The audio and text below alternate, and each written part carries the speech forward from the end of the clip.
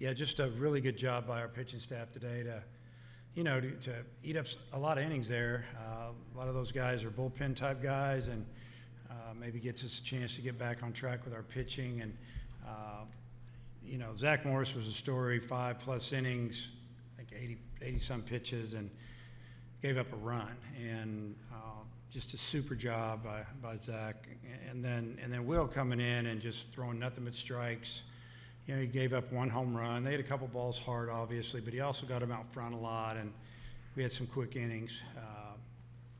Offensively, we struggled a little bit. We looked a little rusty to me. We haven't played in a while. Practices have been very, very average because of the weather.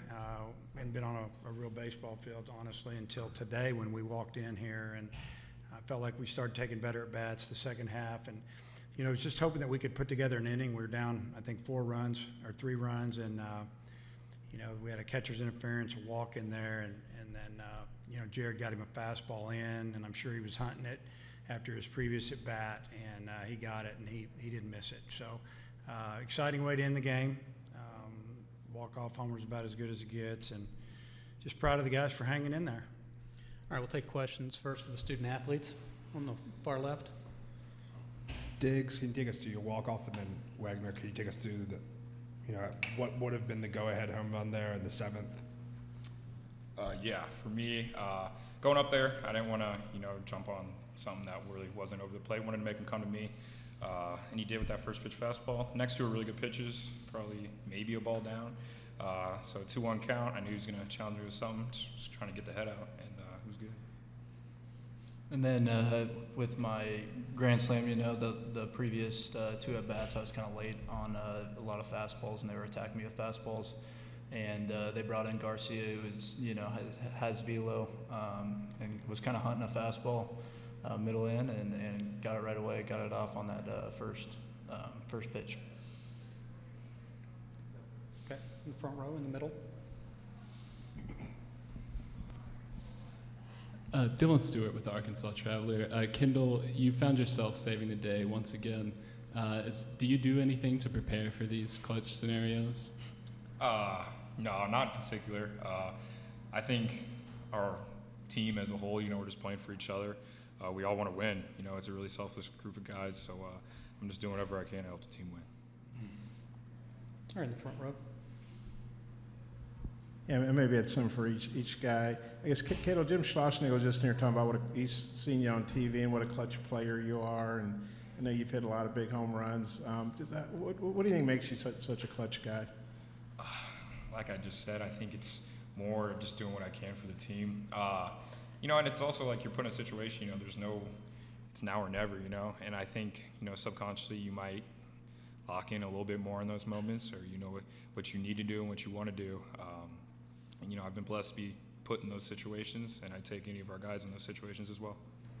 And then Jared, I know it's not easy coming back at Vandy when you've been off for a while.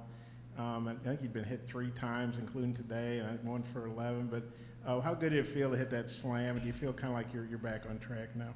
Yeah. I mean, coming back off the injury, it's been a struggle, kind of getting my timing down. After that swing, I feel confident. So, Zack, I don't want you to fall asleep down there. What was working for you today, and what do you think made you so effective today? I'd say a little bit of everything was. All 4 of my pitches were working, especially the fastball, the split, and the curveball were all good earlier in the game, and I kind of found my slider towards the end. So I thought I mixed really well today. I mean, I made a few mistakes, and they kind of those pitches paid. So I just felt like all of them, I started to find the groove with each of the 4. And for Kendall and Jerry, I guess you guys are playing LSU tomorrow. Yeah, I guess you all took 1 of 3 down in Baton Rouge. What are your thoughts about playing LSU tomorrow? Oh yeah, it's gonna be super fun. We're really fun. I think it's gonna be a great game. They have an amazing team, so it's gonna be a battle. But just looking forward to it. Yeah, I think I'm excited to play them. Get a chance to go after those guys. So. They're a really solid club, and I'm just excited for the challenge. All right, one more for the student athletes in the front. And maybe this could be for any of y'all that want to take it, or if y'all want to take it, whatever. You know, you guys are down. I think it was 4-0. You come back and take the lead. Then they hit, you know, like home run to tie it. That could have been pretty crushing for a lot of teams. You guys have been pretty resilient through all the injuries. What do you think's been the key? What was the key today, and kind of what's been the key to that all season? Yeah, you know, you mentioned the injuries. You know, we've been taking, every team takes punches all year round, but a lot of guys, you know, that we know they would, you know, they'd kill to be out there. And, you know, we're blessed to be able to go out there and play every single day. So, you know, we're putting them on our back. You know, we're playing for each other. And I think that's the, you know, the core to all of it. So. I mean, I think it just kind of comes down to you know, how close this team is. You know, we're a tight-knit group, and you know, when our backs are against the wall, you know, guys step up, guys keep cheering on for each other, and that's been awesome to be a part of. All right, we'll excuse the student athletes now and have questions for Coach after this. Kendall, Jared, Zach, thank you. Congratulations.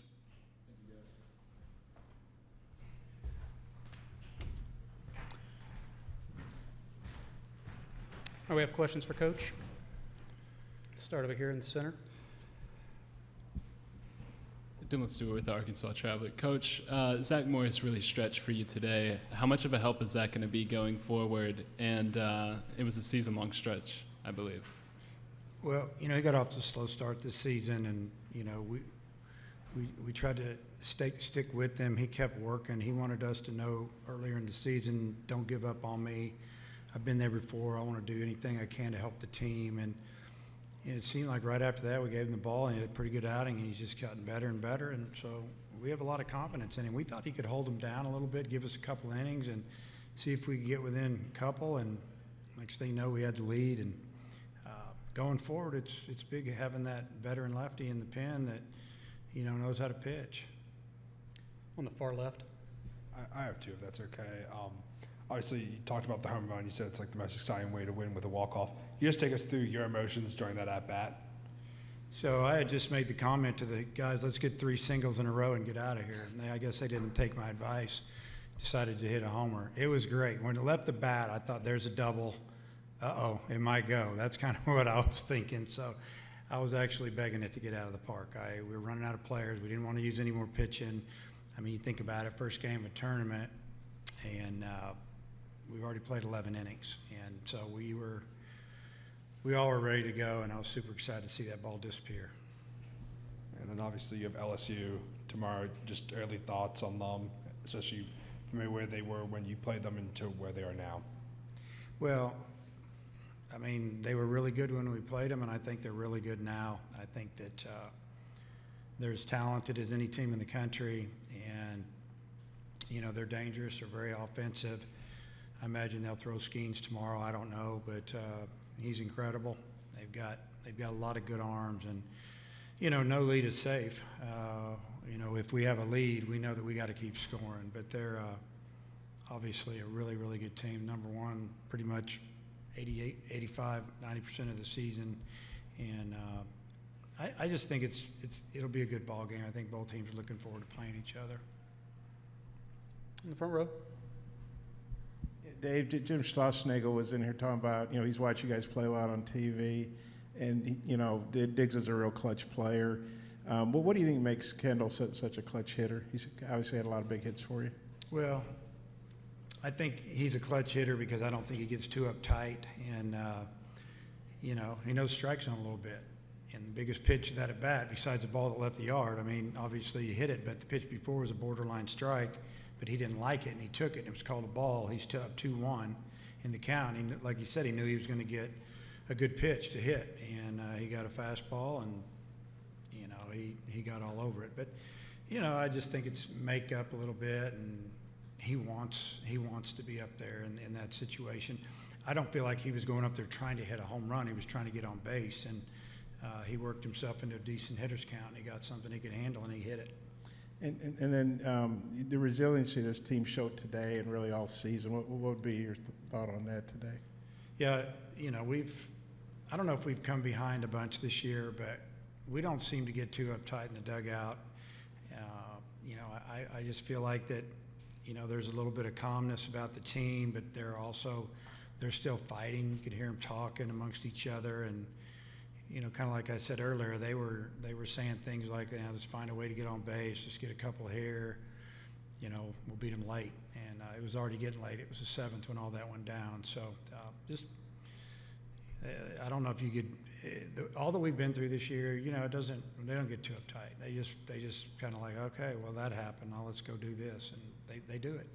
In the 10th, you bunted the runners over. Did you think about pinch hitting there for Roland, and then or was that called bunt, or did he do that on his own, or kind of what? Yeah, I was definitely thinking about pinch hitting for Roland. So my backup catcher was throwing up all night and this morning, and he's been on IV, and he said he could catch. So it's just one thing after another.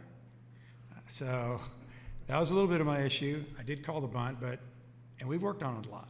He wasn't supposed to bunt it to the third base side. I don't know if the ball ran away, got his bat wrong. He got it down, but he didn't bunt it the right way. So if I pinch hit for him, I got to bring in another catcher, and I get that. But if I pinch hit for him, then they're probably, then I don't know what they're going to do. We had runners at first and third, I think, at the time. I don't remember.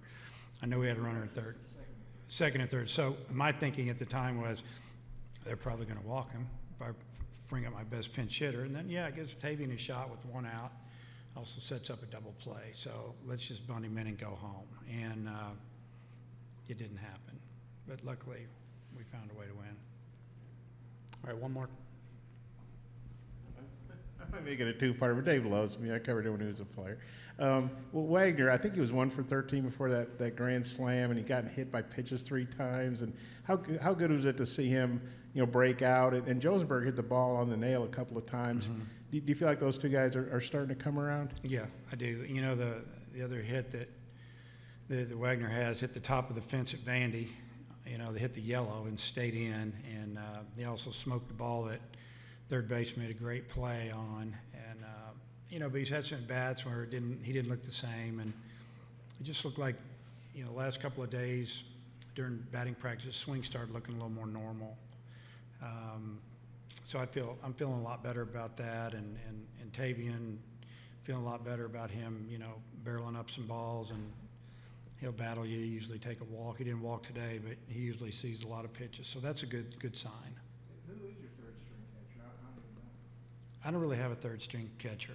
It's probably Holt, but he's playing for second base now. Right. So I asked a couple of guys at practice the other day about emergency catcher, and we had him catch a little bullpen, but that's kind of where we're at. Yeah, because if you catch him, who do you play at second? Yeah, I'll find somebody. Yeah. Okay. Maybe you could go in. All right, Coach, we appreciate your Okay. time. Okay, thank you. Congratulations.